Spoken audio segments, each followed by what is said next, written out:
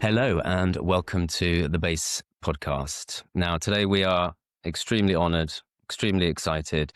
We are talking to someone whose work Morgan and I have been taking inspiration from and discussing for many, many years now. We are talking to Dr. Iain McGilchrist. Iain, thank you so much for joining us today. Oh, it's a delight. Thank you, Ollie. Thank you very much. To anybody who doesn't know, Dr. Iain McGilchrist is a psychiatrist, neuroscience researcher, philosopher, and literary scholar. He is a Quondam Fellow of All Souls College, Oxford, an Associate Fellow of Green Templeton College, Oxford, a Fellow of the Royal College of Psychiatrists, and former consultant psychiatrist and clinical director at the Bethlem Royal and Maudsley Hospital, London. He has been a research fellow in neuroimaging at Johns Hopkins Hospital, Baltimore, and a fellow of the Institute of Advanced Studies in Stellenbosch. He's published original articles and research papers in a wide range of publications on topics in literature, philosophy, medicine, and psychiatry. He's the author of a number of books, but perhaps is best known for his internationally acclaimed The Master and His Emissary, The Divided Brain and the Making of the Western World, published in 2009, and most recently, The Matter with Things. And he lives and is talking to us from the Isle of Skye, which we were discussing how jealous we were of him living in Skye. It has its good points. So to anyone who hasn't read your work or heard you talk about your overall main thesis, I suppose, could you give us the elevator pitch of your yeah, I'll do my best. I should be practiced at it. I think the first thing to say is that it's about the structure of the brain, the fact that it is bihemispheric. It has these two neuronal masses, and to say that everything that you think you know about this should be put firmly out of your mind, because an enormous amount of nonsense has been talked on this topic, as a result of which I was advised not to devote 35 years to researching it. So most people have heard something along the lines that the left hemisphere is rational and linguistic and the right hemisphere is visuospatial and emotional, and perhaps rather unreliable and airy-fairy. And all of this needs to be put, as I say, firmly out of mind. Because we got the answer wrong, that answer that I gave proved very quickly to be inadequate, because both hemispheres were found to be involved in actually everything. Doesn't mean that there isn't a question to be answered. Why should the brain be divided at all? After all, its power comes from making connections. So having a whopping divide down the middle of the brain is very strange. And it's not just human brains, it's all the brains we've ever looked at, of all creatures that have brains, that are divided in this way. Secondly, why is it asymmetrical? And it is. If you just wanted more brain space, then why not just expand symmetrically? But that isn't what's happened. And the third thing is that there is a band of fibers at the base of the brain called the corpus callosum, and only 2% of fibers actually cross it, and its main function is inhibitory. So this is all rather interesting. It wasn't much talked about in medical school why this should be the case, but it was a question I couldn't let go of. The answer turns out to be because it confers a huge evolutionary advantage. Why is that? Because every creature has to solve the conundrum of how to eat and yet remain alive, which doesn't sound difficult to us, but is historically a problem. Because in order to eat, you have to be able to target food very precisely, very quickly, and accurately pick it up and eat it, even if it's just a seed on a background of, say, pebbles, or if it's a rabbit, or it's a bird picking up a twig to build a nest. It's something that it needs, that it knows what it is, it wants it now, and it wants it to do something particular, manipulating the world. And for that, it needs a very precisely targeted, narrow beam, focused attention to a detail. And if it doesn't have that, it won't accurately get there quickly and grab whatever it is. So important is this, that historically, evolutionarily, one whole half of the brain is devoted simply to this, to getting and grabbing and having. And that is the left hemisphere. And it's the one that in humans controls the right hand with which we grab stuff, manipulate things, make tools, and use them. The problem is that this gives rise to a certain way of looking at the world that's very, very narrow. And it will basically exclude from view the predator who is looking for its lunch, namely you, while you're getting yours. And it also stops you from seeing the other things that matter very much, because you need to protect your mate and your kin, your offspring. So there has to be another kind of way of attending to the world, which has a completely different nature and purpose. And that is what the right hemisphere provides, effectively everything else, everything other than the immediate grabbing, getting, possessing, and controlling. And that is an attention so different that the solution had to be two neuronal masses, each capable of attending to the world in a different way.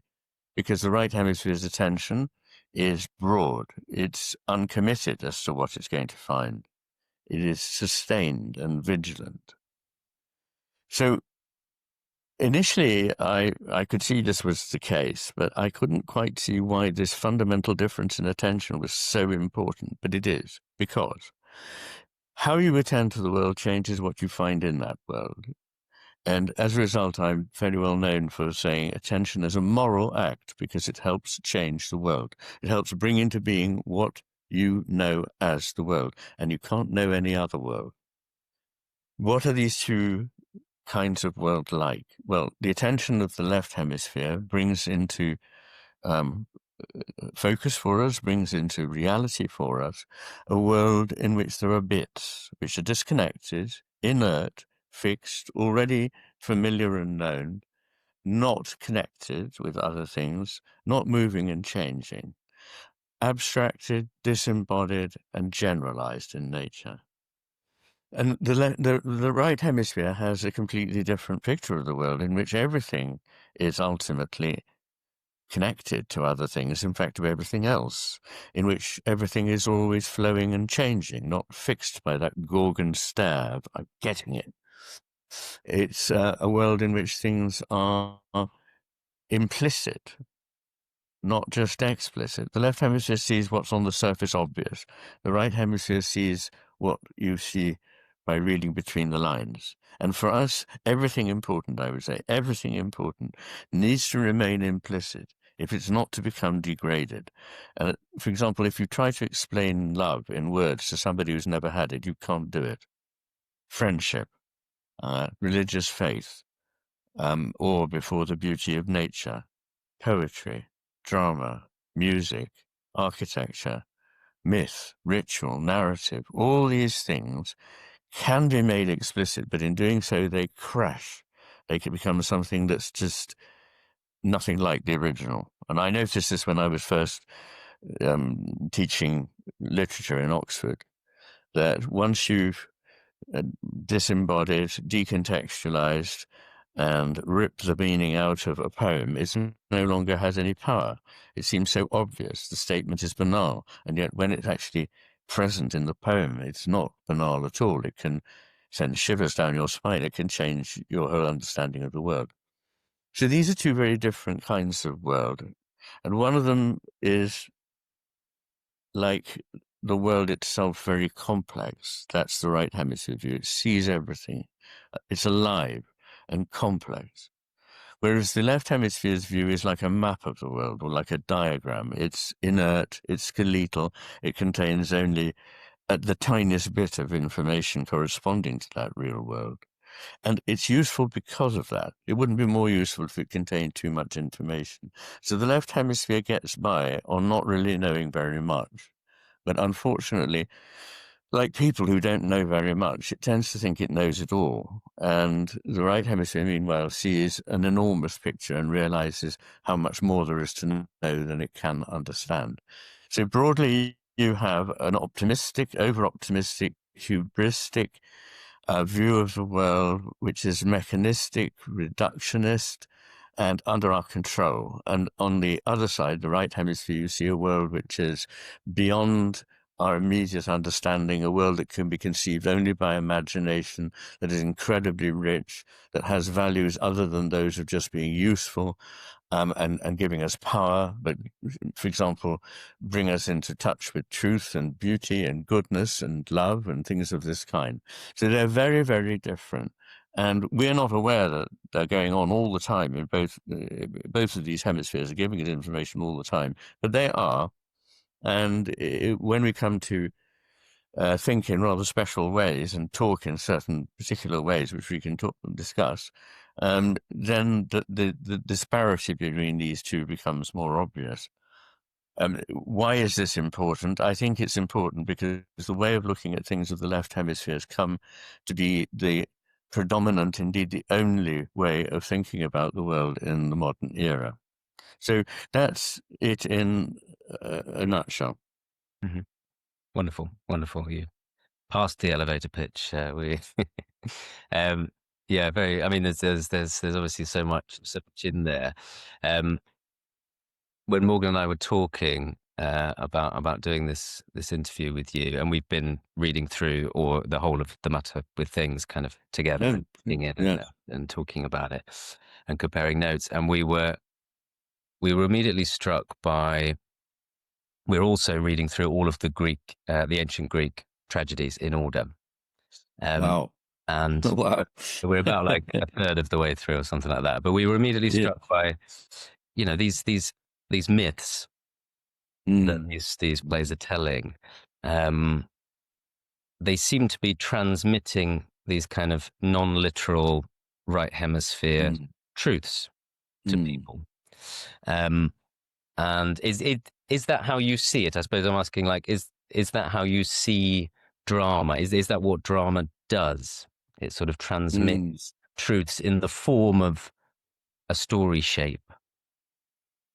I think it does, but that's a lovely way of putting it, and it's very resonant because I believe that the creative world, I mean, the world of the dramatist, the poet, the actor, the novelist,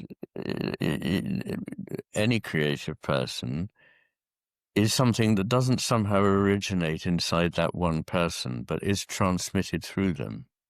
And D.H. Lawrence said, "We are transmitters," which I think is it sounds obvious, it sounds simple, but it's actually a very profound vision. And I've talked to many creative people about their work, and they say, "I don't know where it came from. I'm sure I'm not wholly responsible for it. It doesn't mean I didn't have a part to play in it. Of course I did. I worked very hard on it. But somehow I felt something was speaking through me." I think just keeping that idea at the front of one's mind is interesting. I also think that works of art work in two ways. So I think that they call to us, they evoke something in us, and we, or the thought of us and what we will think, calls to the creative artist. So there is a sort of two-way resonance between the speaker and the hearer. And it's interesting that in drama, there is, always at the beginning, there's a dramatis personae. And the persona, from which we get the word person, comes, I'm sure you know, from Latin per sonare, which means to sound through. And that's because in Greek tragedy, the players wore masks, which may sound like a disadvantage, but is actually increases and opens a space for the imagination, because you're not tied down to the actuality of that one person, but you see this as an archetype speaking. So it is transmission of something, and it is the transmission of something mythical. You're right there. I think this applies also to the plays of any very great playwright like Shakespeare. And you might say, I mean, in the modern world, the word myth has come on hard times. It's been degraded from a word that meant effectively the great truth to being a falsehood. It's just a myth, we say. But in early classical Greek, there were two words for truth: muthos, from which we get myth, and logos, from which we get logic. And muthos was the only way of embodying and understanding and transmitting an understanding of the great truths, the big truths that are really beyond everyday language, those that have ultimate meaning. Whereas logos was something fairly trivial. It was the truth of a lawyer in a court of law who was saying, yes, this man owes you 30 shekels or whatever it is, and arguing about the reasons behind that.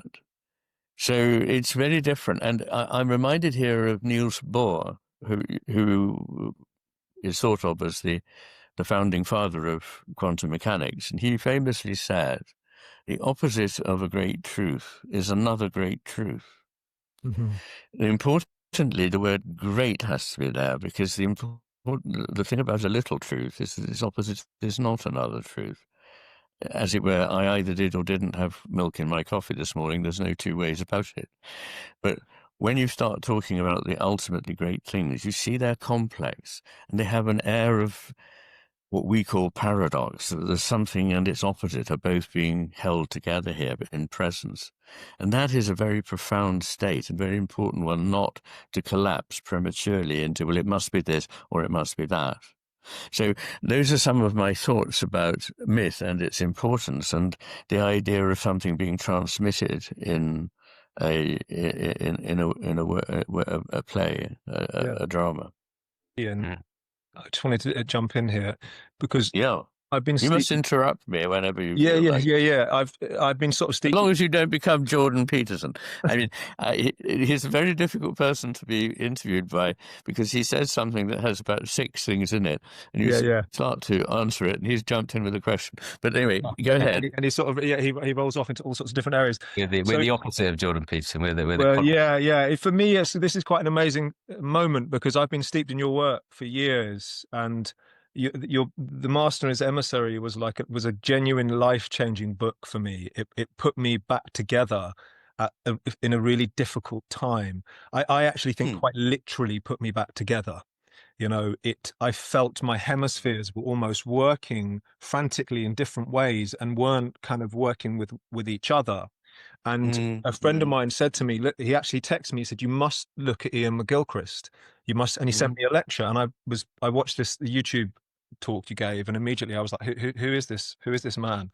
And I got your book, and I could feel it beginning to put my brain back together, my soul back together almost, or maybe that wherever the soul is exactly, but it was a joining of these things. And I was struggling with extremities, and they almost felt like extremities of the hemispheres. It felt like everything was too much like this, or I needed answers in every possible way. I needed to know the end, and then what was this, and what was eternity? When was time going to finish? What did that mean? It's sort of frantic searching, and allowing these sort of hemispheres to work together, or giving over to the right hemisphere, really helped me in my life. And so talking to you now is a great honor. And the Master and His Emissary was obviously so amazing. And then we've just worked through the matter with things, and it's so vast, and there's so much in there that I want to talk to you about and say. So I'm worried about sounding stupid, so I'm trying to pick good bits to jump in on here. No. Yeah, so I think I'll just jump in with something that I'm interested by is the structure of drama, and would it be the left hemisphere that is interested by the structure, almost like the Aristotelian rules of drama, the sense of needing scenes and acts, and would that be the left hemisphere organizing that, needing that, and then the right hemisphere lives within that, allows the story and the mythos to take place?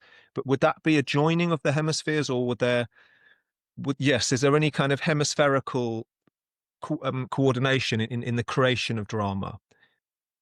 Well, undoubtedly there will be, because the hemispheres at their best work together on just about everything we do. I think rules immediately suggest to me the left hemisphere, whereas aims, purposes, values speak to me of the right hemisphere. And I think that, as you know, there were Aristotle prescribed that there should be unities in drama, unities of place and of time and of plot or something that I forget now. And one of the great things about Shakespeare is that he transcended these completely, and as a result produces the most extraordinary imaginative pieces. I'm not decrying the greatness of Greek tragedy, but just saying that it perhaps had at that stage more of a, not exactly a straitjacket, but more of a limit on what things could be said and how they could be said. Whereas Shakespeare was much admired, particularly by the Romantics eventually, for his having gone beyond the strict rules and produced, therefore, towering works of imagination. So there's always a balance between the need for structure and the need for the transcending of it. So it's rather like in science and philosophy, there is this expression, the edge of chaos, which I think is a very important one to bear in mind. It means where things haven't collapsed into chaos, but there is enough uncertainty to allow things to develop. And creativity can only happen where there is a degree of uncertainty. And I think in your description of yourself at that particular moment in history, what I sense is the need for certainty, which is very much a left hemisphere thing. And it's also an aspect, as all the left hemisphere tendencies are, of our age. So what do you mean by this? Be precise, be specific. Tell me exactly what you mean by this.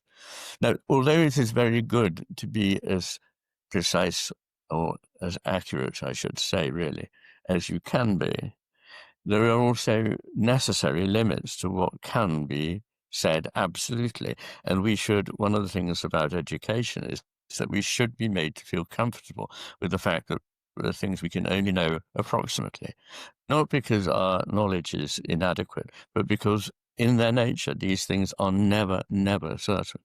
And so there is a myth, recently, unfortunately, underlined by Sapolsky's book with the title Determined, that if you, this is an old myth, goes back to, and here I am using the word myth to mean something that is not true, back to Laplace in the 18th century and his idea that if you knew the position and momentum of all the particles in the universe at any one moment in time, you could predict every single thing that happens thereafter, including everything that you and I are saying in this conversation. But in reality, physics now tells us that this is impossible. There is built-in uncertainty. And so it's a fact about physical reality, and it's certainly a fact about the much greater realm of our experience, which includes the realm of the imagination. So that's the way I think of it. I just want to plug my laptop in, so excuse me if I do, and no doubt you can cut it out if you'd like to. We can do some cutting and editing after.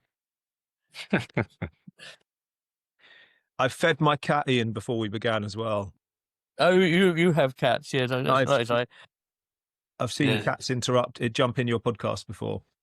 Yes, well, they're very sweet. It's one particular. I have two, and one of them is rather strange and scatty and nervous, and the other one is enormously affectionate and basically would just sit on my lap all day if I allowed her. Yeah. What are their names? Well, they came to me from somebody who was emigrating and said, I can't take the cats, but I can't think of anywhere more lovely than where they are. And so they came pre-prepared with the names Mia and Lily. But I said, I don't think these really express their character. And so somebody said, well, what would you like to call them? And I said, well, the big one I'd like to call Mauser, because she is a sort of Mauser, that's what she does. But I don't know what the other one is. And this person said to me, well, of course, the other German pistol was a Luger. So informally, they have those names. Mauser and Luger. Beautiful. Fantastic. So you know, Ian, I think it was Bernardo Kastrup talk about this thing called the vertigo of eternity. I found that phrase absolutely fascinating. The sort of the terror one can feel when considering eternity, and Yes, it feels like an inner sort of vertigo, like you are. It sort of struck yes. me as a great phrase, and I found that, and I was very atheistic, I think, actually. And I had to Mm, basically, I kind of had this conversion where I couldn't bear it. Like mm, I had to surrender to God. And it was like, it was because that vertigo had become too frightening to bear. I literally one night was in bed and I was sort of like tormented by it. It would come back and get me, this kind of terror of eternity. And I just got on my knees next to my bed and started to pray.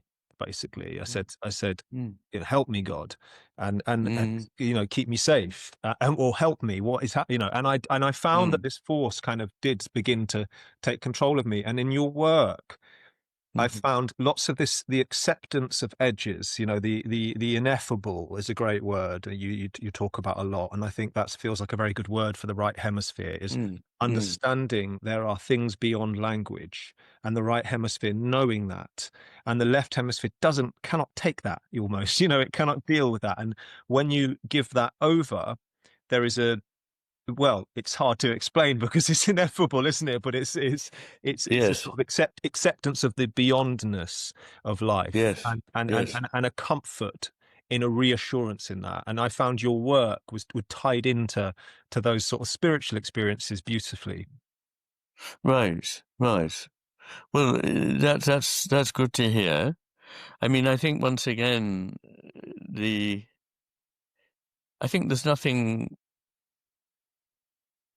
negative about our awareness of there being a much greater reality than the one that we are commonly confronted by.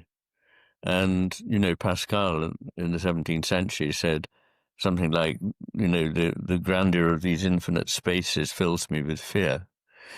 And fear, that, as is often uh, translated in the old authorized version of the Bible, fear of God. It's not really being afraid of God, but being in awe of God. And I think that probably your left hemisphere was confronting awe and not liking it because it couldn't pin it down and it couldn't articulate it. And it thought, but hell, I've got to be able to. But actually, you haven't got to be able to. And you begin to understand it more when you let go of those principle. And of course, it's always open to people in a fairly facile way to say, well, if you can't articulate it and express it in language, then it doesn't exist. But there are many, many things that are very obviously real that can't be expressed in language in this way. Including, in fact, aspects of modern physics. It's of interest to know that Niels Bohr's notebooks contained no words, but only pictures.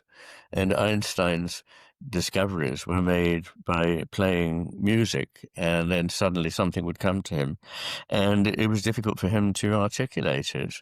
But this is a very common experience for people in maths and the sciences, that they can't articulate it, at least not initially. But there are things that simply do lie beyond language. They're not um, therefore unreal. How do you convey to somebody who's never been in love what it really is like to be in love? You will reduce it to a few banal sentences, but it can't convey what it's like to have that experience. And all the really big things, and I mentioned a list of them earlier, that need to remain implicit. They need to remain implicit because there they have power to be what they are perceived to be by us. But look, once you've translated them into the language of everyday discourse, you have reduced them, you know? So this is very, very obvious in the case of poetry. You know, I think of something just as simple as Shakespeare's "There is no art to read the mind's construction in the face." A very simple phrase.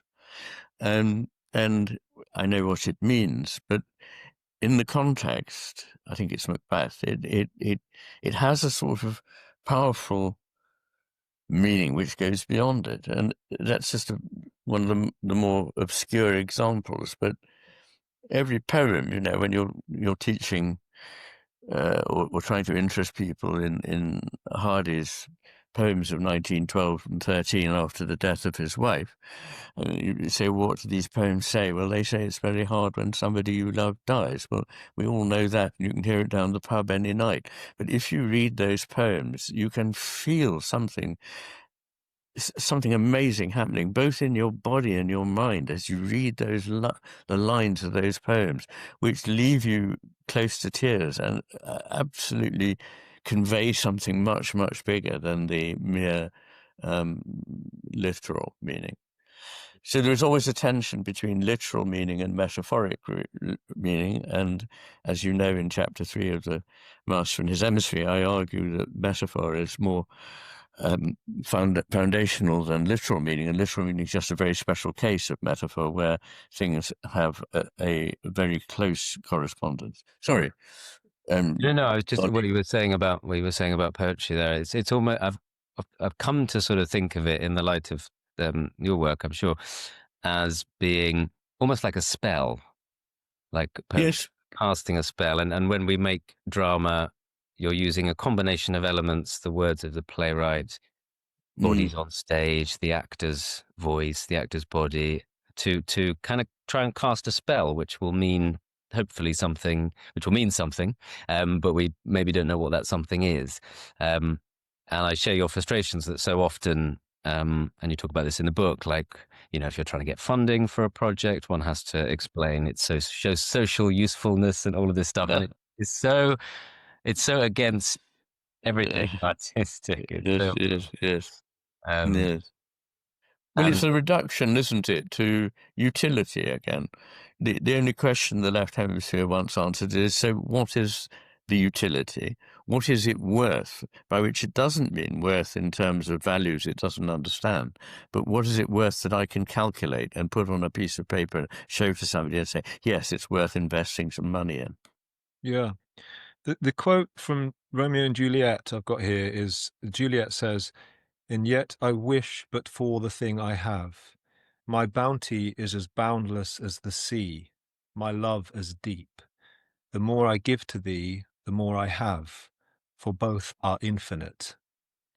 And yes. I mean, it's such a wonderful, it's such an extraordinary description of love. And it's quite interesting if we can use like a McGilchristian hemispherical kind of exploration on it.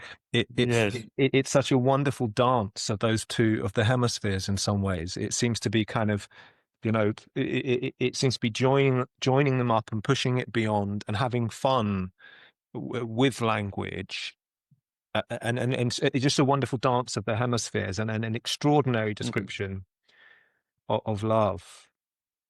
I wondered if with metaphor, Iain, I was talking to Ollie about this before, is because Shakespeare's so good with metaphor, it can look like a riddle when you're first reading it and you don't really know what he's saying, and then you work it all out, and it's like this. It does feel like somewhat of a dance, and to give the left hemisphere its due, right? Because the left hemisphere deals in the ordering of language and syntax. Is that correct? Would you say?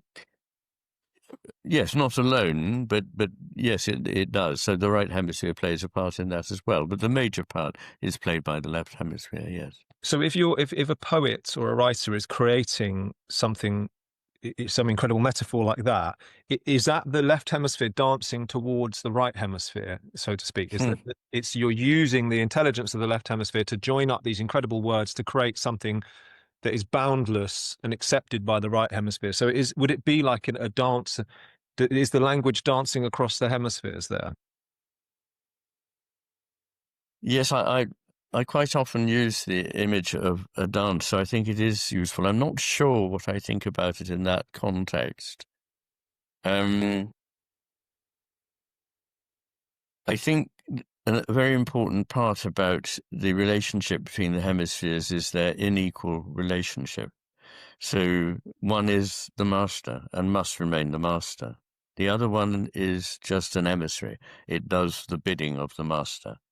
So that is a very foundational image. And I think it's quite difficult for some people in this age to to accept that there can be two things, and they're not necessarily be of equal importance, but they don't have to be. And the point is that the left hemisphere knows how to do certain things, and that's why it is a useful servant. Einstein is thought to have said this thing, that the rational mind is a faithful servant and the intuitive mind is a precious gift. We live in a world that honors the servant but has forgotten the gift. And I think that is important. So the main part of the creative act at this stage is right hemispheric. The left hemisphere comes in at a later stage when you've got something at least roughly shaped to come in and, as it were, edit or quality control. But the editing doesn't make the work. The quality control doesn't make the object that's manufactured. It's a later stage of assessment, critique, and so forth. So that is the left hemisphere's main role. But I think these words come from, I think this is the witness of many great writers, is that, and I quote quite a few of them in the Matter with Things when I talk about creativity, that they don't know quite where these words have come from, but they have a feeling to them. And if you listen, you begin to get an inkling of what they are. And then you must speak them to yourself and say, is that right? And then it sort of fits. It's like there is a template, that's too rigid a word, but there is a sort of, if you like, a form, a something that calls to the writer. And if you crystallize it too early, which the left hemisphere always wants to do, so what is it? Oh, I got it. It's one of those. It will close it down to something familiar. Because remember, the left hemisphere only deals with what is familiar, only knows and understands and recognizes what is familiar. But the whole point of a work of art is to produce something that is beyond the merely familiar and well-known. Otherwise, it's just a bunch of cliches. And the way it does that is by using language in a slightly new way to evoke many potentials. And the point about literal meaning is that it is tied down to a sequential course of progress towards a truth. Whereas a metaphor, like intuition compared with reasoning, can hold together 10 or 12 different ways of thinking about this topic. As a result, intuition can often be much smarter than the process of reasoning. Process of reasoning has its place. It's very important. I use it all the time in my work, as I use science and have been immersed in for 35 years or whatever it is, longer probably. So I think they're important, but they mustn't seem to be the be-all and end-all. And so to come back to your quote from Juliet, I think a couple of things occurred to me immediately when you said it, which are very hemisphere relevant.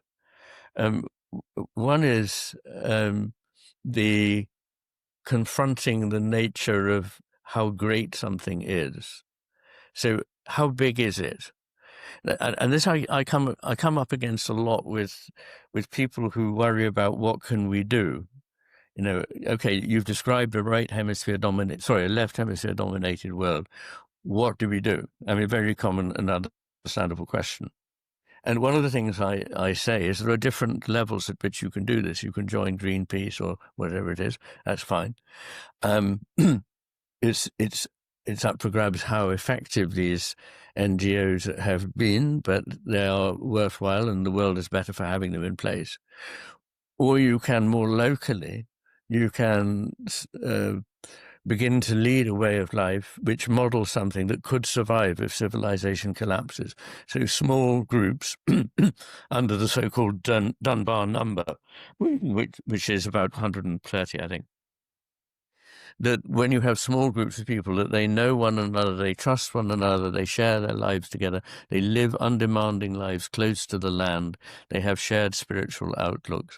This is a much more robust kind of community than the very disparate and abstract one that the internet facilitates and in the process destroys the more intimate one. And I say the third thing you can do is you can start attending to yourself, because nobody is asked to solve all the problems of the world. Not possible and not reasonable to be taking that on your shoulders. But the thing that is very important you might neglect to do is take responsibility for yourself. You will be called to answer for what you did with yourself, not what you did with the world as a whole. Yes, your impact on it matters, but you can't solve its problems. And so actually, looking to your heart and mind is your first and most important principle. The way in which you attend to the world, the way you think about it, the way you understand what it is to be a human being, to live on this extraordinary planet, and to belong to what I believe to be a sacred cosmos. And they say, yes, but that's all very well, but that's just me, and I'm so little.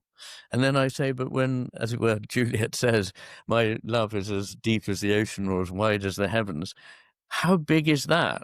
I mean, that is not what the left hemisphere wants to measure it in the lab.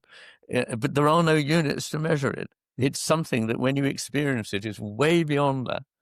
And the second thing that it raised in my mind was paradox, because she says, the more I give of it, the more I have. And of course, in everyday terms, that seems a paradox. But those of us who have experience of many things, including love, is that the more you give of it, the more you feel you have. And that in many actions, when you give, you receive. And these truths are not the everyday one that is that the left hemisphere does not compute, but the right hemisphere is aware from experience of this reality. And I'll just say this and then I'll stop whittering. But I was talking to a Chinese woman the other day who I was talking about the coming together of opposites, the so-called conjunctio oppositorum, and I said, and in fact, of course, philosophers are very concerned about what they call paradoxes in logic, and I deal with about 25 of those in a chapter in chapter 16 in the Matter with Things. And she said, yes, of course, in Chinese we don't understand this idea of paradox, because we see that the thing and its opposite, if they're big, are always going to evoke one another, involve one another. And I think one of the things that's wrong in our world is we don't realize this. We think, well, I like this, but I don't like that. Fair enough. But if you have too much of this that you like, you'll start to bring in its shadow opposite. So, I mean, I believe I'm seeing that in the world I'm in now, that people who are desperate to avoid certain things are bringing them about by their efforts, because they don't realize that there's a dark side to what appears to be to them to be only good.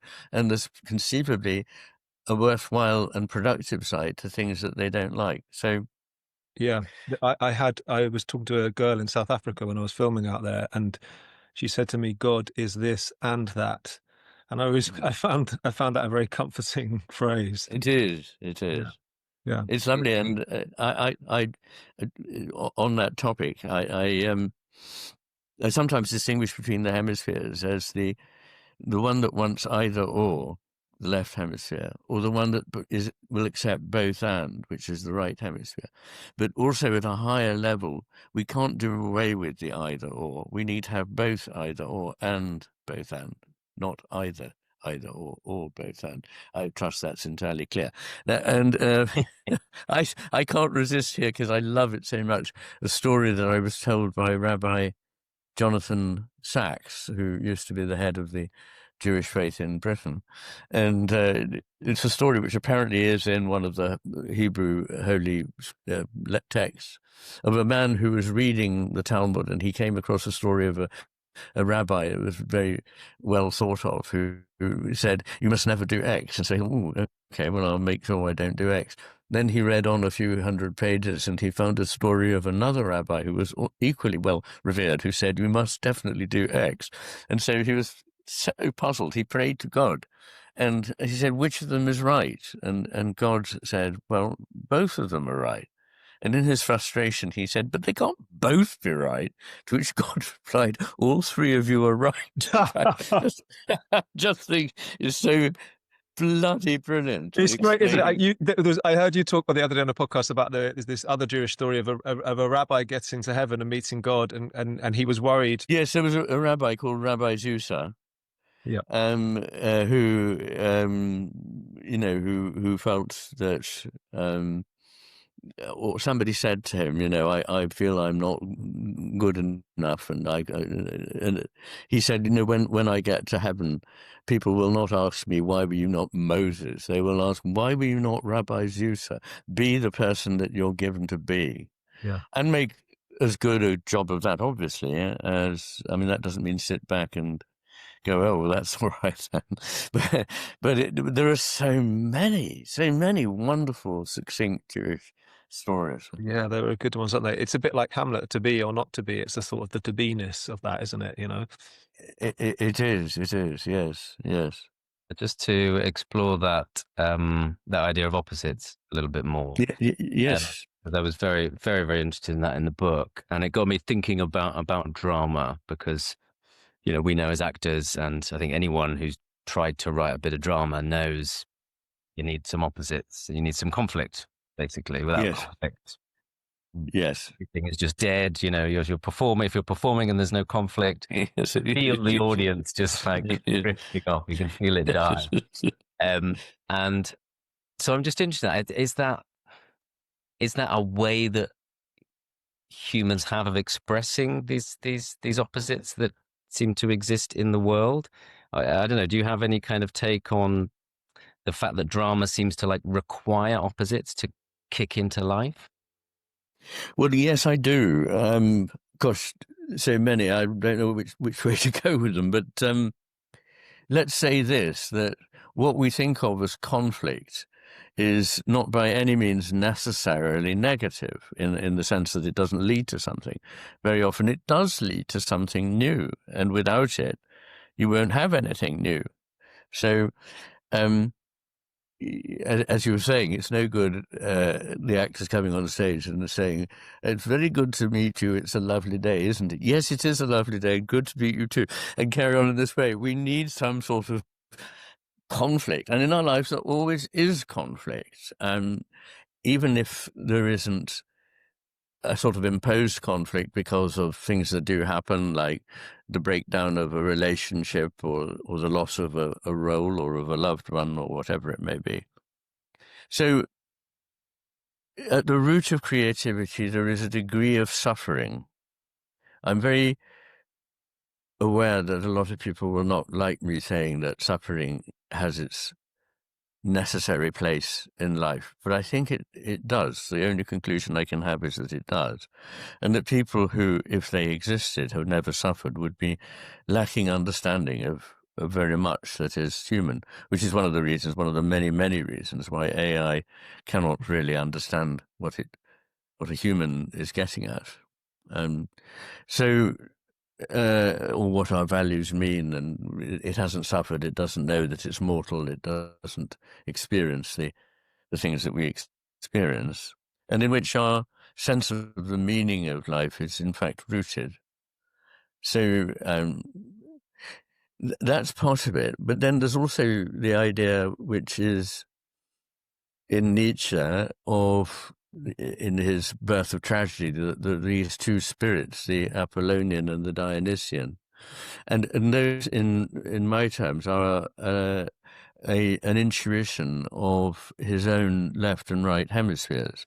The left hemisphere likes simplicity, order, and a sort of a reason. And there's nothing wrong with these things. They are beautiful in themselves and worthy things to pursue. But they also, if they're to lead to anything, they need to have a dash of something that is not contained or not containable. That otherwise it is too over-contained. And it comes back to that idea of the edge of chaos, where new things spark forth, where there is there is a structure, but the structure is shaken.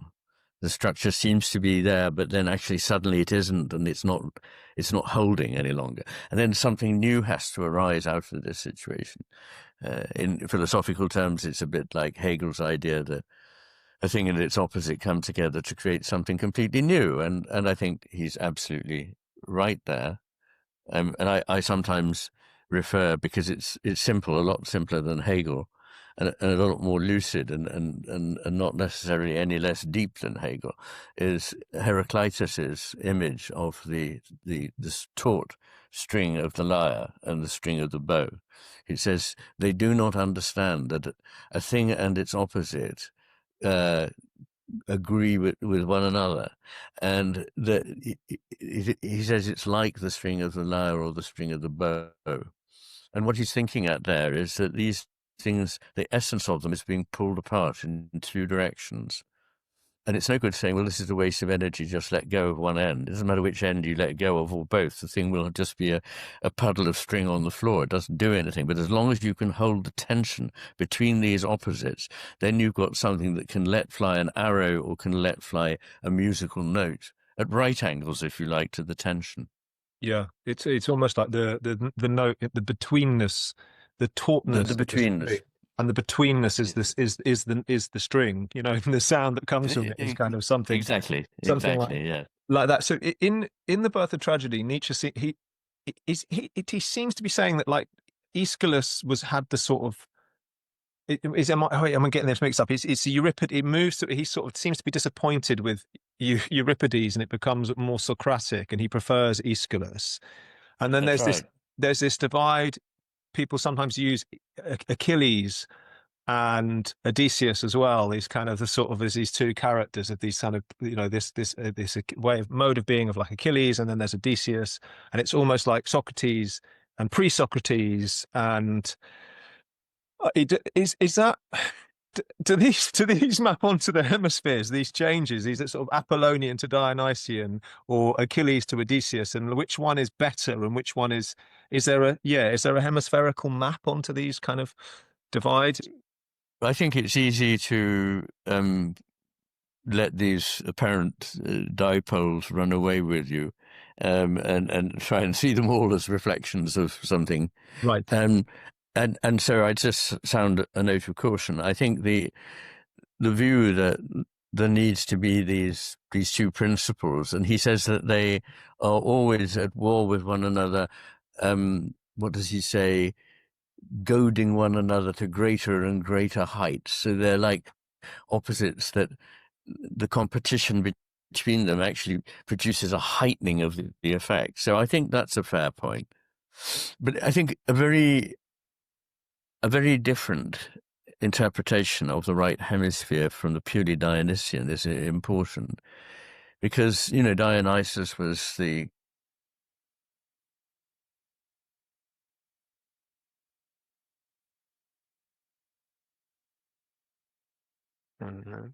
Oh, we lost him. We'll come back. with emotional understanding. Oh, Iain, could you we lost you there. We lost you. Could you pick it up from Dionysus about a minute? Yes, Dionysus. Seconds ago. Yeah, Dionysus is, of course, the god of wine, of excess. And this would be a bad way to think of the right hemisphere. It's reminiscent of the sort of bad old hemisphere bollocks that people used to spout. And the right hemisphere understands the world better than the left in every respect. So cognitive intelligence is more dependent on the right hemisphere than the left, which may surprise some people, though it wouldn't surprise them that emotional and social intelligence is better and higher in the right than in the left. My point is that although the right is the ground, if you like, of deep, sophisticated emotion, it is also the seat of inhibition of excess or inappropriate emotion, which may, again, surprise people. So the left hemisphere is much more likely to go off on one. It gets into an angry fit. It has a strop. It's easily offended. But the right hemisphere, being more deeply plugged into emotion, is also a good deal calmer. I mean, it's able to feel the deeper and more, troubling feelings, but it isn't that wild being that the image of Dionysus would make you think. And I think the other important thing is that in the balance that Nietzsche would like seeing struck, those two principles, given the rather oversimple nature of his idea of Dionysus, or at least simple if made to fit the right hemisphere. In that idea, they are both equally necessary. But the thing is that this doesn't apply to the right and left hemispheres, because while the left hemisphere doesn't understand the right hemisphere does understand the left. So people sometimes say to me, you've depicted a world which we recognize, which is that in which we live, where obviously the left hemisphere seems to be dominant all over the culture. But what would one where the right hemisphere was dominant look like? And the answer to that is extremely balanced, because the right hemisphere sees the necessity for balance. So, and it sees the necessity for incorporating the left hemisphere in the idea of the myth of the Master and His Emissary, from which I take the title of the earlier book. It was the master that appointed the emissary because he knew he needed that work done. So the right hemisphere is aware that there's a sphere of work that it doesn't frankly want to get involved in and wouldn't be able to keep doing the important work it's doing if it did. So it appoints someone else, a high-functioning bureaucrat, to get on with it. But there's no common status between the master and the emissary. But here is another very, very important myth. The myth of Lucifer becomes Satan. So Lucifer was, of course, the light bringer. That's what the name means. So he was the brightest of the angels. He was God's right hand support. But in that myth, he rebelled because he was jealous of God's power and status and thought, well, I'm this bright creature. I'm his equal. And because of that, he fell into hell, became Satan, an embodiment of resentment. And I think we shouldn't underestimate the place of resentment in our culture, because it is the typical stance of the left hemisphere. Anything that has a claim to know more or be better than it profoundly resents and will try to destroy. Right. And that is, of course, the story of Paradise Lost, that Satan swears to destroy God's destruction of, to destroy God's creation of humanity. Yeah, and it feels like that in the art world, in drama. It feels that there is this, you mustn't do that. It's felt like this, at least for the last 10 years, let's say. You mustn't do that. Don't you dare do this. Don't you do this. This kind of restrictive, kind of quite terrifying energy, actually. Terrible. It's quite a violent energy. It's quite a violent energy. It is violent. You find it in rehearsal rooms where you find people are scared to explore even a character. You know, there's actors. I've taught classes where actors are scared to play characters for what the characters think, because the group are going to think it's wrong, and you can feel this kind of awful, and that feels quite Luciferian, or kind of you know, or it's something. What you were saying triggered me to think of that. It's a sense of you mustn't do this, you mustn't do that, and it's this kind of the boxing of everything, and it's completely totalitarian and strange, and denies creative energy, and kills within everyone in the room an energy of creation and an energy of acceptance and humor, a sense of and maybe the world isn't what I know it is, you know. Of course, we know this, Iain, and your books kind of brilliantly go into all this kind of stuff, but we must break that down. We must attack that. We must rip these chains off and say, no, you're not. You're not going to tell me what to do. No. And often these people are stupid. You know, the people that are doing that are stupid. They're managers. They've got this managerial energy. Look, managerialism is the death of everything. I mean, it really is. It is. Even in the NHS. No, but it's anti-life. Yeah. And it thinks, the great thing about bureaucracy, which, you know, already Max Weber saw more than 100 years ago, was, you know, a very worrying thing. It's like a cancer. It grows. It doesn't just stay where it is. It always increases and wants more. And it thinks that, rather like a cancer, that the organism on which it is entirely parasitical exists for its benefit, not that it should be subordinate to the whole. And once again, one comes back to that Lucifer-Satan thing. So, yes, that attitude is, well, it's all the things that you said. I won't repeat what you said, but I agree with every syllable you uttered there.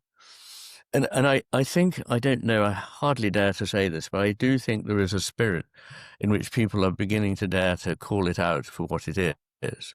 Sure. And it now seems perfectly okay to say, oh, don't give me all that woke nonsense.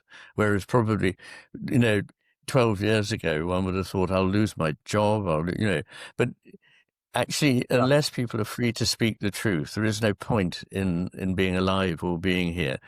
The truth is so important. I mean, I am old enough to remember listening on my parents' transistor radio in the kitchen to Solzhenitsyn's Nobel Prize acceptance speech. And it was spoken by an actor because he wasn't allowed to go to Stockholm to accept the prize. But it was called One Word of Truth, which comes from a Russian saying, one word of truth outweighs the whole world. Back to those images of how big is that, it outweighs the whole world. And he was always a most inspiring figure who saw that the spiritual in the world was the loss of it was what had caused us to go so very, very darkly astray in the 20th century with the world's most inconceivable mass totalitarian regimes and imprisonment, torture, and so forth. Yeah, it feels, me and Ollie talk about this sometimes, that this sort of, obviously the woke discussion kind of, it gets a bit boring, doesn't it? We've sort of observed it for so long, but I think at the moment it feels like there's a sort of, the bureaucracy is still there. It's like a dull, woke bureaucracy. So it's not even potent and dangerous anymore, but it's still kind of the cells. Pervasive. And you kind of go, but it's dull. And so therefore it's less frightening. So people can, one of the reasons I was hoping people were going to come out of this culture is because it's going to be so uncool. You cannot think you're a cool artist or a bohemian if you are going along with these orthodoxies and refusing to challenge any of them, which took over, didn't it? It just took over like a sort of disease. I think it'll come. I really do. I think there are signs it's coming.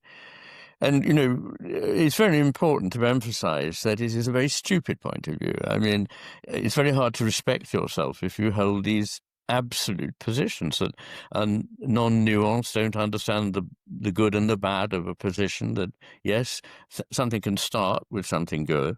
It can then morph into something that is the opposite of really what it aimed for, which was fairness, and is actually deeply unfair, deeply uninclusive, and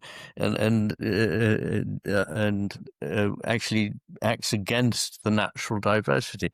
So it's stupid. It's left hemispheric, and the left hemisphere has a very low intelligence, basically, compared with the right. So always seeing two sides of a question is very important. John Stuart Mill, in the 19th century, said that if you only understand your side of a position, then you understand very little of that. And I often think these people don't really understand what they're talking about, because they don't see any other kind of position there. And also, it's impossible for them to improve, or for anything to improve, if you don't have conversation. Conversation is a very important part of a civilized society. The alternative to conversation is war. And on the whole, I prefer jaw, to war. One of the ways that we've seen this in our industry, exactly what Morgan's saying and what you're saying, and we've tried to get out of it by kind of embracing our tradition, our canon, right? And you talk in the book a little bit about literary tradition and things like that. Yes. You talk about it needing to be alive. Yes. So I was interested to ask you, like, how does one do that in a way that doesn't, because we see a lot of stuff on at the moment that does do the classics, right? But they've done a modern, they've mixed around with them. Like, how does one articulate a respectful way of engaging with the canon? If you can give us some guidance on how we should. I think the first thing is to. Sorry, can you hear me? Yeah. I think the first thing is to understand what is meant by a culture or a tradition. They are effectively living organic things. And a tradition literally means to hand on, but that is very important. We are people who have been taught, finally, to correctly respect the ways of life of indigenous people who have a very strong culture, and we are able to see that our culture will erode their culture and that we shouldn't let that happen. We're easily happy to defend that. And we know that they have traditions, and these traditions are ancient and need to be living now. So interestingly, it's so typical of the modern era. We see this and protect it in others, but we attack it in ourselves. And actually, there is no better way to destroy a culture and to destroy the moral fiber of a people than to put them in a position where they no longer are in touch with their own history and tradition. This is what totalitarian regimes do. When they occupy and take over and control a country, they start substituting the culture that's there by the culture that they think is the only one that matters. So a tradition is not fossilization or ossification. It is the opposite. It is the ability to carry something on, which is what tradition literally means, to give across to somebody else. And I sometimes say that a plant is not something that a gardener can make. Nobody can make a plant, but the gardener has a choice, either to stifle the plant or help it to grow. And we've been given a culture, a tradition, which we can't make up. And we either stifle it, which we're doing in spades, or we help it to grow. And if we help it to grow, we can grow it in a direction which we consider to be wise or creative. So it is fairly obvious that a plant cannot be just cut off at the stem and then transplanted onto a wall where you wish it to grow. You have to actually grow it seamlessly, organically from where it is to where you want it to go. And a culture has those qualities. So I think, far from being worried about traditions and cultures, we should be embracing them and going into them and trying to see what they have to tell us. And that does mean listening to them, not just imposing our facetious, cynical, inverted version of them, which would be, I mean, it's so annoying that I now, I live in a place where it's very rare to be able to go to the theatre. But much as I used to enjoy theatre, and some of the most memorable experiences of my life have taken place in theatre, I won't ever go to the theatre again, because the idea of seeing a play that I know and love travestied by some trendy director, and all in the sake of his or her ego, because what they're really doing is, this thing that Shakespeare made, it's just a means for me to show off. So they're like somebody who stands in front of the stage, bouncing up and down on a trampoline and going, me, look at me, how clever I am. And it's pathetic. It's adolescent, and it shows no respect for the greatness of the thing. You need to see somebody who has entered in a spirit of generosity into what is in that play. And even if it isn't what people say now, and perhaps particularly it isn't what people say now, it's more important to hear it, actually. Yeah. You don't have to go, this is the ultimate truth. You have to think this is another way of looking at the world, and perhaps there's something to be said for it. And you meet these people and they're gormless people. They're really soulless, humorless people. And you think that person is seen as some sort of artistic prophet. It's nonsense. Iain, I just quickly wanted, there's a Nietzsche quote in The Birth of Tragedy, which is just perfect for what you're saying. He says, it may be claimed that a nation, like an individual, is valuable only insofar as it is able to give quotidian experience the stamp of the eternal. Only by doing so can it express its profound, if unconscious, conviction of the relativity of time and the metaphysical meaning of life. The opposite happens when a nation begins to view itself historically and to demolish the mythical bulwarks that surround it. And that's it, right? That's exactly it. It's like the destruction of our soul from within. It's like an attack within, and a complete kind of hollowing out of who we all are. And this is what me and Ollie have been so passionate about doing with the company, is going, let's go back to these myths. we didn't want to really engage in the day-to-day rhetoric of the culture war because it is very tedious and it gets very boring and it can be anyway, and we were like, Yes. what are these great myths that we've forgotten? Yes. And inspired by your book, The Master and His Emissary, you mentioned Prometheus Bound a lot. So that was the first play we did for whatever kind of bits of wonderful serendipity and synchronicity. We did that, and that maps onto the ideas. And then then we did No Exit by Sartre, and then we did Faust by Goethe. Which is an incredible play. And me and Ollie, I played Faust, and Ollie played Mephistopheles, and we did it. This is part one, I imagine. Yeah, we did part one. Part two is a whole new. I want to do part two. That's a whole other business. Yeah, yes. That's a whole other discussion. But we did part one in a church in London, and it was quite audacious. It was quite an audacious thing to do, and we knew that. Yes, that's true. Yes, we did a reading of it, and I suppose just to kind of segue back into these characters and archetypes in history, Faust is a fascinating one, and does he? We've done 2 podcasts on him with 2 different philosophers. One came from it from a more Christian perspective, and the other came from it from, like, Ollie, would you say like a Nietzschean, or what would you say the Johannes's kind of take on it was? I'm not sure exactly philosophically, but weirdly, I feel like what I've read of your take in the matter with things, you seem to kind of resolve these 2 points. You sort of, because Johannes was saying how Mephistopheles is this, the spirit that negates, is actually spurring Faust into action. So it kind of agrees with your point of these opposites that actually need each other. So yeah, I feel like that feels like yes. Is Faust like a sort of a sign of the tragedy of the left hemisphere, or is he? Yeah. Well, I never want to be reductive, and I never want to say, so actually this wonderful, magical, mythical work can be reduced to McGilchrist on hemispheres. So, you know what I mean? And so I'm a bit wary of that. I think Goethe is very complex. So he sees more than most people the coming together of opposites. And so it's wrong to, yes, he is the Geist des Staatsverneint, the spirit that always says no to things. But I spent a lot of time rehabilitating the idea of negation as not negative in the modern way of thinking, but as opening things up.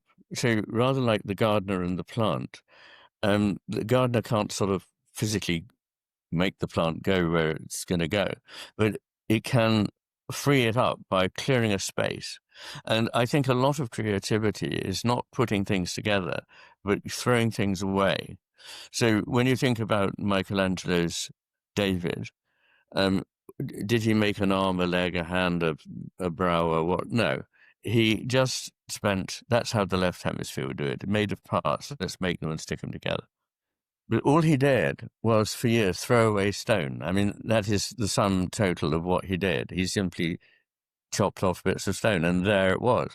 So he revealed something that, as it were, was there all along. And so negation can open our eyes to things that we're getting in the way of seeing. So there is a positive side to that. But I think the trouble with Faust is, like many heroes of tragedies, is that he gets above himself. It is again the story of Satan, that he wants to be more than he is, and the result is his downfall. And you can sum up Greek tragedy by saying it is the downfall of a hero who becomes hubristic, who thinks that they are everything, that they are divine. And that's the spirit, of course, that's summed up in the title of Yuval Harari's book Homo Deus, God is man, or man is God. So that seeing things that are apparently opposites coming together is a great gift of Goethe's, particularly in respect of, I think you said something that reminded me of this, seeing the eternal in the time bound. seeing the infinite within the finite. And that you don't get to the eternal and the infinite by turning your back on the time-bound and the finite, but by going into them more deeply until you've inhabited them so well that they become that other thing that they're capable of becoming ultimately. Yeah.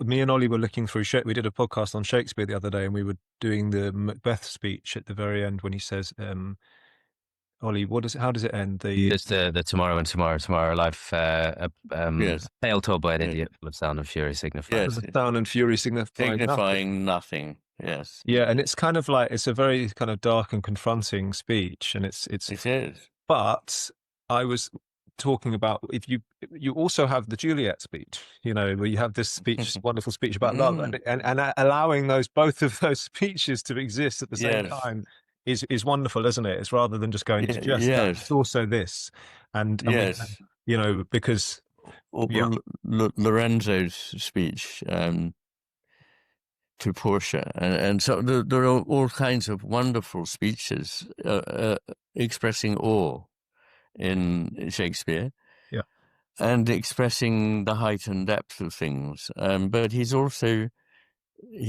myriad. At Coleridge called him the myriad-minded, and he is, in that he can never be pinned down to one obvious meaning. The whole purpose of the play is to set things in motion in a way that will work in the observer, the audience's mind. So, yeah, I mean, that final speech is so devastating, so final, and also so beautiful, because you think that any world that can contain these words is also a world worth living in. They almost deny their own apparent message. Yes, that's a nice way of thinking. And everything in that play and most of Shakespeare's plays is paradoxical. You've got this this usurper who is a kind of conscientiously scrupulous man who can't bring himself to commit the murder that he's got to commit. And it's a very obvious point that many of the people that are the heroes, if you like, of Shakespeare's plays are also, in a modern sense, anti-heroes, in that they're not really that person. They're often not fit for the role. Yeah.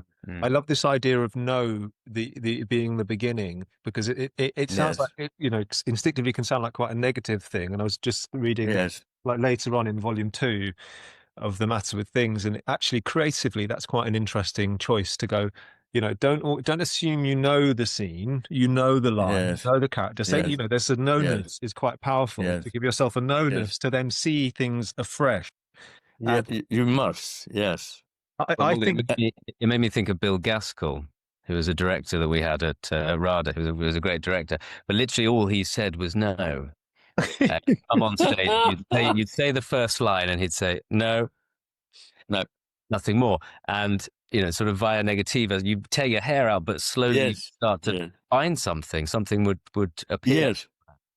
Well, you see, the via negativa is important in theology, where the term comes from, but it's, in other words, trying to understand God, because it's by definition something that is not encompassable by language. But it's also important in science. So science moves forward not asserting that something is the case, but asserting that something is not the case. And then later it has to revise that. So it's a series of things that this cannot be true, but we can't be sure what is true. And that is true, of course, in the arts, in all creative realm, that we're clearing away something so that something big can live, that was confined, cabined, cribbed, confined by the apparent meaning of the language. So, yeah.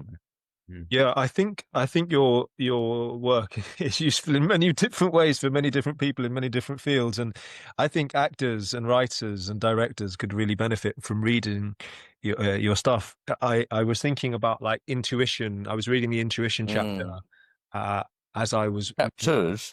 Pardon? chapters. Oh, chapter. Yes. Yeah. Okay. There are three of them. Yeah. Reintuition. Okay. And I was writing a script at the time. I was writing a play, and I was like just allowing that sort of. Well, I would, I know you're slightly pushing back against mapping McGilchrist's hemispheres onto everything, which is unavoidable when you steep yourself in your work. But I was allowing that sense of like allow the line to come through you, just let it arrive into the script.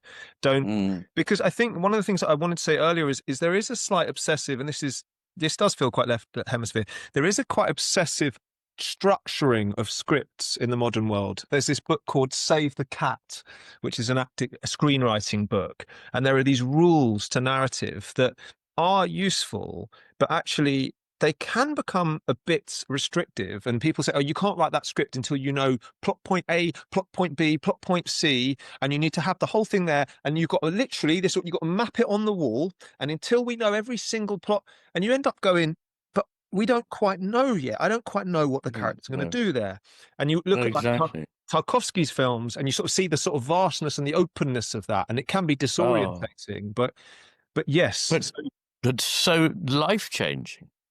I mean, Tarkovsky changed my life. I mean, there's hardly any greater person in my pantheon than, after Shakespeare. But yes, I think the problem is it's the left hemisphere wanting to close things down too quickly. And I can't tell you how much we need to resist that, because the thing is coming into being. And if you crush it with your knowingness too early, then you have stopped it going where it was going to go. And I quote the opening of Evgeny Onegin of Pushkin, or not the opening, but the closing, in fact, of it, where he says, at the opening of this poem, I didn't know where this character was going to do, what he was going to be like. And he's not the only one by any means. You hear this from novelists saying, and I don't think Dickens said what the Dickens, I think it was Thackeray said what the Dickens, but he says about one of his characters, where did he get that from? I've no idea why he said that. The Dickens, he says. And I think it's a very, very important part of creativity. And I've just been sitting twice, as it happens, for somebody painting, two different people painting a portrait of me. But I only mention this because of the process of the thing coming into being. That to begin with, it's sort of outlined. Yeah. And then actually all the stuff comes later when, I see, and that needs to change there, and then it fits. So if you have it too mapped out, you can't do a painting, a drama, a novel, a poem. A poem often starts from a phrase and a rough feeling of a meter, and then something falls into it. Yeah, I really what you say in the book about the it needs to sort of be seen in the whole. The impulse is like a whole thing, and I found that definitely mapped with my own writing. I was like, I feel some kind of shape. I don't know what it is, but it's one thing, and I have to bring that into being and sort of zoom in and fill in everything within that shape somehow. But I'm also trying to stay connected to that original one gesture of impulse, right? Yes. I'm sure it's doing both of those. And actually that was imaged very much. I mean, sorry to recur to this thing about the portrait, but it was so interesting watching the artist at work. And what he did was he kept standing back quite a long way from the canvas, 6-8 feet from the canvas. And then almost like a hunter, he would sort of crouch down, and then he'd run in and he'd put a daub of paint on the canvas, then he'd walk back again and look again. And the thing was built up like this through the close and the whole. So the two hemispheres needing to work in harmony. Yeah, and it's like that in a scene when you're playing a scene, because I think of your ideas when it comes to acting, acting or teaching acting. It's like, well, you know the structure, you know what lines are going to come, but you don't know how you're going to say it yet, and you need to allow the flow state. And you also have a chapter on flow in I think you've only got one chapter on flow, but you Correct. we're just It comes into a lot of others. Yes. yeah, but allowing the flow state to just take control. And an actor said to me on stage, "Why did you say that line like that last night?" And I said, "Well, I don't know, because I." And then she sort of said, "Oh, you're going to say it like that tonight?" I said, "I don't really know, because I don't know Don't know. I don't know what's happened Yeah. 6 lines before, so I don't know the journey that's going to go. That you might say your line differently, and so on. It's going to move, and we know the structure, and we have it, and then we play within it. Now, Yes. theatre can, and this is, I think, why me and Ollie are passionate about theatre, is it is like the home of the artist, of the actor, because film and TV, unfortunately, or fortunately, dependent, it's very restrictive. It can be like, we're gonna do this and that and da-da, and we've got to get this done. We've got 20 minutes to do this shot, and so actors we all end up on screen going in our close-ups, because we just do not want to muck it up, and we want to keep it confined and working. And theatre at its best, and acting, can be an incredibly free art. Yes. And yes. I think, we're trying to get that back, really, and I think it's inspiring for other people to think about that artistically. I can't see how it could be otherwise. It's always got to be, again, on the edge of chaos. It's got to have been very well rehearsed and learnt and so on. But then you have to free yourself up at the moment of performance. I often give this image, forgive me for repeating it, but I think it helps explain some of what I'm on about. That for a musician, you're attracted to the piece as a whole, and you start to play it. You realize that there are bars that have to be taken out of context and repeated over and over until you've got the fingering right and all that sort of thing. And also, from standing back from it, you see, I see what happens here. We go back to the tonic. And so you understand in an analytic way and in a broken up sort of way. And that is a very important phase. But when you go on the stage finally to perform, you must forget all of that, because if you don't, you'll give a lousy performance. But it doesn't mean that all that work was wasted. It was necessary to put you in the position where you could relax enough to give a very good performance. So I'm sure that there's a lot of hard graft involved, and then the real moment of realization is the moment of inspiration when you're on the stage. I remember a director saying, never rehearse your lines when you're standing in the wings about to go on. Right. You've done all that. When you're standing in the wings, that's the moment of surrender, right? Where you yes. I think that's very fall good. onto the stage and see what happens, and hope, yes. hope that all the work right. that you've done is all there. Yeah. And stupid AI, when we recorded some Shakespeare speeches the other day, and when it edited our podcast, and which can be very helpful, some of AI is very useful, but it was taking out all the pauses, right, in the Shakespeare speeches. And it was, and it sort of said, "Should we get rid of this fluff for you? You move it along. Get the info." And it utterly destroyed the line. I mean, quite dramatically so. I was like, "Wow, you've ruined that." And it didn't matter as much for when me and Ollie were kind of yapping on about what we were talking about, but when it came to like the truly wonderful words, the between them was so vital. And that's interesting. Well, it's a failure to understand the value of a negative space. There's nothing there, so nothing can be happening. Yeah. So, Iain, I'm sure you probably got to get on with other stuff, and thank you for your time. Could we, Ollie, do you think we should sort of close with a couple of questions for Iain, and yes, kind of go into the night? Yes, sure, we have a few questions that we always ask people. Well, this is just like genuinely out of interest. Do you have a favorite play? Well, it's definitely going to be Shakespeare, and it's definitely going to be one of the tragedies, although many of his other plays are wonderful, and the late plays too, and Measure for Measure, and so it's got to be, I'm afraid, rather dully, it's got to be either Macbeth or Othello, I think. Oh, nice.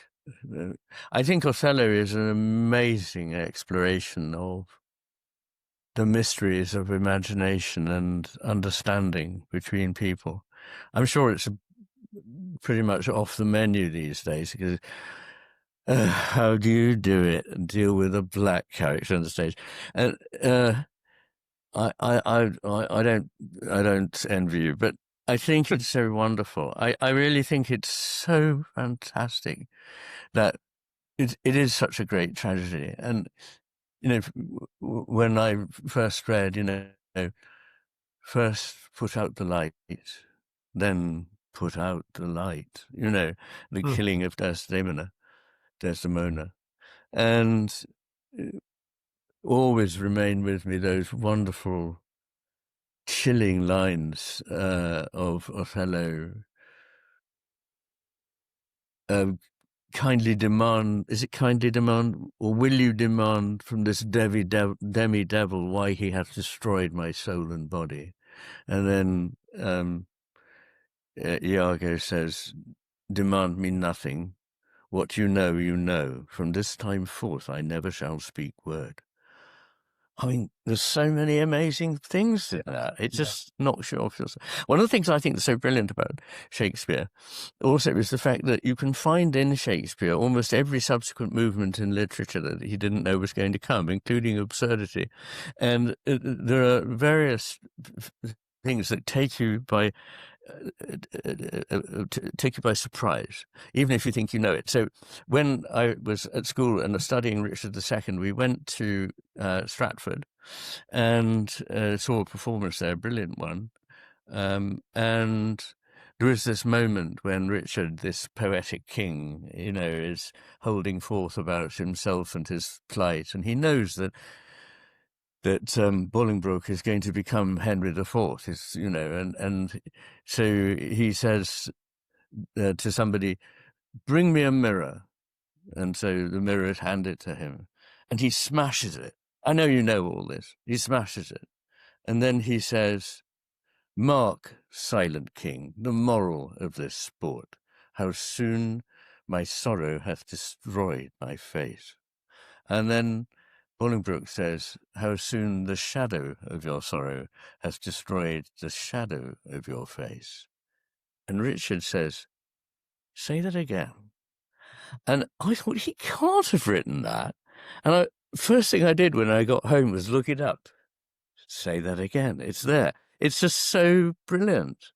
And so anyway, sorry, that was a long answer to that question. But I was going to ask, what you said it was about a failure of imagination between people. Not about a failure of imagination, but about almost the strength of imagination, the how we never can completely get inside some other people, or maybe any other person, but it's just so resonant. It becomes almost ridiculous I was a literary critic, I suppose, for 10 years. And then I thought, but why should I go on doing this for the rest of my life? I felt like I was operating on my friends. I wanted them to allow to be what they are and not have me talking about them. Anyway. No, that's brilliant. So we've got Macbeth and Othello, wonderful. And is there any book do you remember a book that really changed your life, like reading it changed your life? Well, quite a lot, really. I suppose if I had to come down for one prose book, it might well be William James's Varieties of Religious Experience, which I read when I was 14. My housemaster at school, who was a big influence on me, an absolutely wonderful man with a massive sense of humor and a respectful attitude to religion, but coupled with great sense of humor, lent me it.